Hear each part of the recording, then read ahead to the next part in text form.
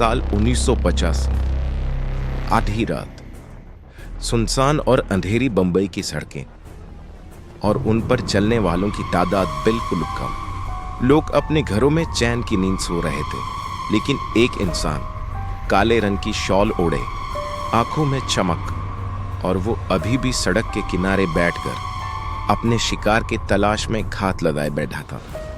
अकेले इंसान को देखकर मौका पाते ही वो उसकी ओर अपनी कदम बढ़ाता है और हल्के पांव अपने शिकार के पास जाकर उसके सिर को एक बड़े से पत्थर से बेरहमी से कुचलकर उसकी जान ले लेता है। हल्के से हंसकर अपने दिल को सुकून दिलाता है और अगले ही पल रात के अंधेरे में समा जाता है।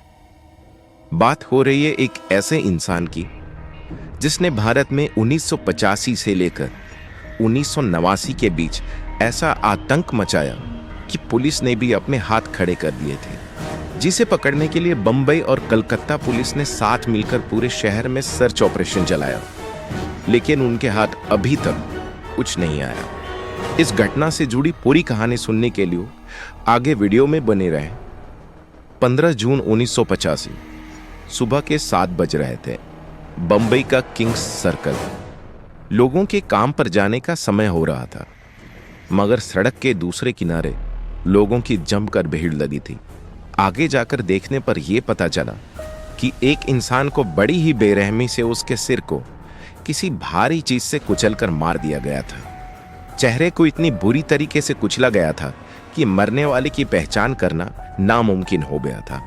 पुलिस वालों ने जब तफ्तीश करना शुरू किया तब यह पता चला कि ये वो लोग थे जो सड़क के किनारे ही अपनी जिंदगी गुजारा करते थे, जिससे बस उनके दिन भर का खाने का खर्च निकल पाता था, और उसी के कारण वो सड़क को ही अपना ठिकाना बनाने को मजबूर थे।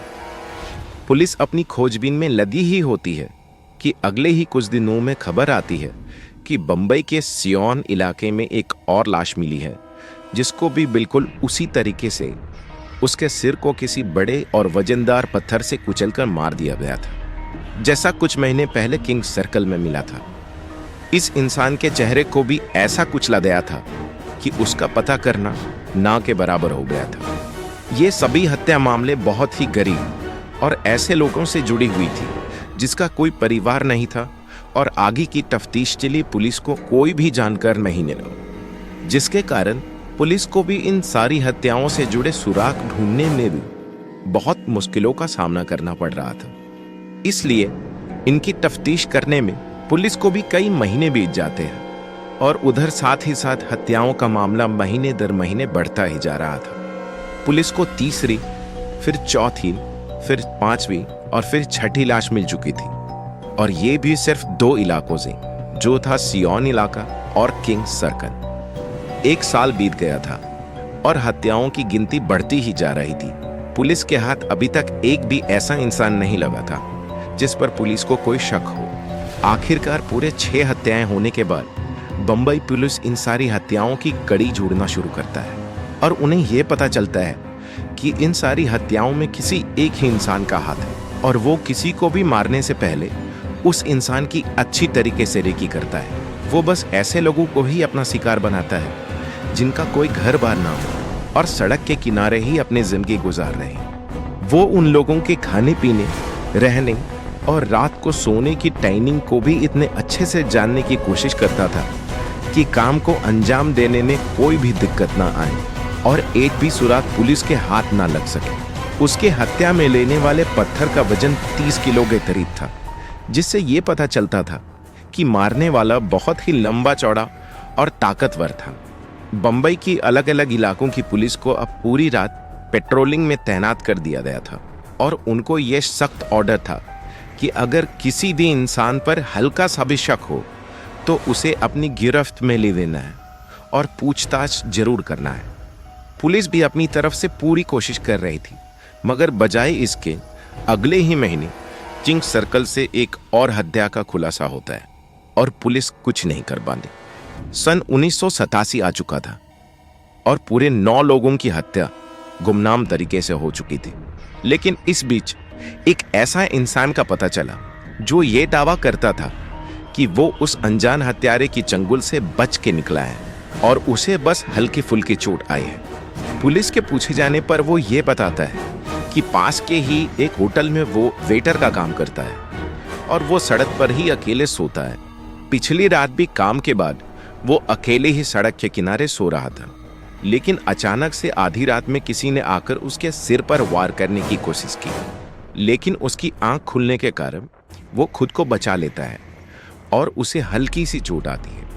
पुलिस के उस आदमी का हुलिया पूछे जाने पर वो बताता है कि जैसा कि वो अकेला था और रास्ते में भी किसी तरह की लाइट नहीं जल रही थी, जिसके कारण उसने उस इंसान का चेहरा नहीं देख पाया और वो इंसान अपने काम में नाकाम होने के कारण वहां से तुरंत भाग गया।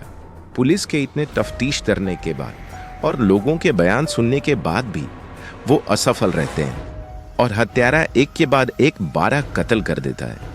अब साल 1988 आ चुका था। पूरे 12 लोगों की हत्या हो चुकी थी। पुलिस भी अब परेशान हो चुकी थी। इस बीच अचानक से हत्याओं का मामला रुक सा जाता है और जो 2-4 महीने में 1-2 हत्याओं का मामला सामने आता था, वो अब धीरे धीरे कम हो गया था और 1988 साल के अंत आते आते तक हत्याओं का सिलसिला बिल्कुल थम सा गया था। पुलिस ने भी चैन की सांस ली, लेकिन अंदर ही अंदर वो हत्यारे को पकड़ने की कोशिश में लगी हुई थी। 1989 आ जाता है और कोलकाता, जो उस वक्त कलकत्ता हुआ करता था, वहां के हावड़ा ब्रिज के पास से एक खबर आती है कि एक इंसान की लाश ब्रिज के किनारे मिली है और उसके सिर को किसी भारी चीज से कुचल कर मार दिया गया है। उसके भी चेहरे को इतनी बुरी तरह से कुचला गया था कि उसे पहचान पाना बहुत मुश्किल था और जांच करने पर यह पता चलता है कि वो एक ऑटो रिक्शा ड्राइवर था जो अकेला था और रात में रोड के किनारे ही सोया करता था। कलकत्ता पुलिस को भी 2 साल पहले हुए बंबई के 12 हत्या मामलों के बारे में पता था और वो जान गए थे कि ये केस भी बिल्कुल उसी से जुड़ा हुआ है और मारने वाले ने भी लगभग 25 से 30 किलो के पत्थर का इस्तेमाल किया है। मारने के लिए भी उसने उन लोगों को ही चुना जो सड़क के किनारे सोते हैं और कार्य को अंजाम देने का भी समय वही था। ये केस भी बंबई के केस से मिलता देखकर पुलिस तुरंत अपने काम पर लग जाती है। रात होने पर पुलिस पूरे शहर में पेट्रोलिंग शुरू कर देती है और सड़क के किनारे सभी लोगों को चेतावनी देती है कि कभी भी अकेले ना सो और सभी एक साथ सो, क्योंकि हत्यारा हमेशा अकेले इंसान को ही अपना शिकार बनाता था और कभी भी उन लोगों पर हमला नहीं करता था जो साथ में सोते थे। मगर बजाय इसके कलकत्ता में एक के बाद एक लाशें मिलती जा रही थी। पूरे 6 महीने हो चुके थे और अकेले बस कलकत्ता में 12 लोगों की हत्याएं बिल्कुल उसी तरीके से होती जा रही थी। इसी कारण पहली बार इस गुमनाम हत्यारे को कलकत्ता के एक नामी अखबार कंपनी ने एक नाम दिया, द स्टोन मैन, और ये नाम कई महीनों तक अखबार के फ्रंट पेज पर सुर्खियों में बना रहता है।